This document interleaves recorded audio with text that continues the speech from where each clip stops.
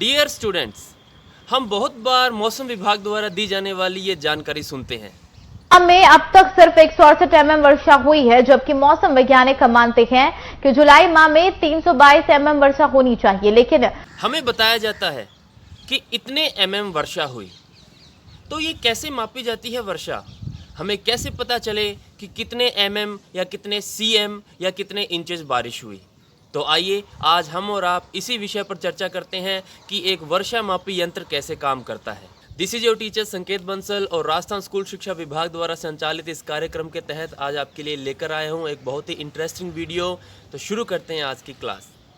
Students, वैसे तो बहुत से टाइप के वर्षा मापी यंत्र होते हैं, लेकिन आज हम जिस रेन गेज की बात करने वाले हैं वो है एक साधारण या मैनुअली टाइप का वर्षा मापी यंत्र होता है, जिसे आप ओडोमीटर या फिर रेन गेज भी कह सकते हैं। इसकी स्ट्रक्चर की अगर हम बात करें तो यह एक सीमेंट का या कंक्रीट का बेस है या प्लेटफॉर्म है, जिसे ज़मीन से थोड़ा ऊंचाई पर बनाया जाता है और वो भी घरों की छत पर। जैसे यहाँ मैं मौसम विभाग के ऑफिस के छत पर हूँ और यहाँ पर इसे थोड़ी ऊंचाई के प्लेटफॉर्म पे तैयार किया गया है। इसे ऐसी जगह पर बनाया जाता है जहाँ पर आसपास पेड़ न हो या इस प्रकार की कोई बाधा या रुकावट न हो जो पानी गिरने में रुकावट पैदा करे। अब इसकी स्ट्रक्चर की बात करते हैं। इस बेस या इस प्लेटफॉर्म के अंदर खड्डा करके एक इस प्रकार से आउटर सिलेंडर को फिट कर दिया जाता है, जिसे मेटल कंटेनर भी कह सकते हैं। इस मेटल कंटेनर की जो गहराई है वो 203 mm रखी जाती है। इस मेटल कंटेनर के अंदर यहाँ पर इस प्रकार से एक कलेक्टिंग बोतल रखी जाती है। इस कलेक्टिंग बोतल का ही काम है जो पानी को अपने अंदर संग्रहित करती है। अब बात करते हैं इसके दूसरे हिस्से के बारे में। ये आप जैसे देख पा रहे हैं, ये कीप, इस कीप को कहा जाता है फनल। इसकी गहराई, ऊंचाई और इसका व्यास एक समान रखा जाता है, जिसका व्यास होता है 5 इंच। 5 इंचेस का ये व्यास वाला जो फनल है वो इस कीप के सहारे इस प्रकार से इसमें फिट कर दिया जाता है।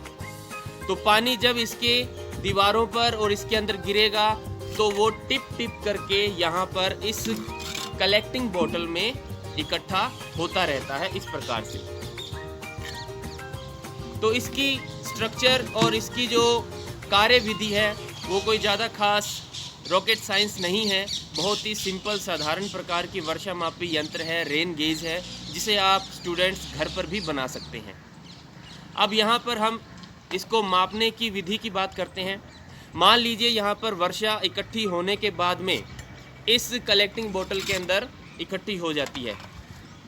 तो इस एकत्रित जल को हम क्या करेंगे, ये 2 प्रकार के बीकर या मेजरिंग ट्यूब होती है हमारे पास। एक छोटी है और एक बड़ी है। छोटी ट्यूब के अंदर 10 mm तक के मार्क जो है वो छपे हुए हैं और बड़ी ट्यूब के अंदर 25 mm तक के यहाँ पर अंक छपे हुए हैं। इस बोतल के अंदर जितना भी पानी एकत्रित होता है वो इसके अंदर डाल करके हम माप लेते हैं। जैसे मान लीजिए ये हमारा एकत्रित वर्षा जल है।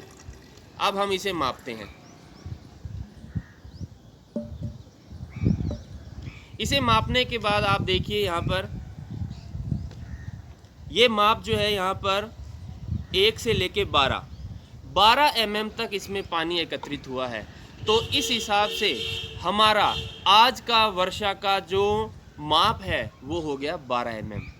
तो इसी प्रकार से घंटे दर घंटे या सुबह और शाम 2 शिफ्ट के अंदर मापी यंत्र की सहायता से 2 बार पूरे दिन के अंदर वर्षा को मापा जाता है और पूरे दिन का औसत निकाला जाता है और इसके बाद कैलकुलेशन करके पूरे वर्ष भर की औसत वर्षा का कैलकुलेशन किया जाता है मौसम विभाग द्वारा।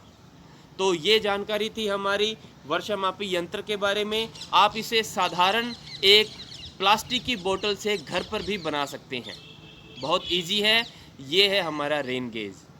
तो ये थी आज की हमारी क्लास। मेरे ख्याल से आपको समझ आया होगा कि किस प्रकार से एक वर्षा मापी यंत्र काम करती है, किस प्रकार से मौसम विभाग के कर्मचारियों द्वारा औसत वर्षा का मापन किया जाता है। So this is your teacher Sanket Bansal, and this is India's fight against COVID-19. Stay home, stay safe, keep watching my videos. God bless you. Bye bye.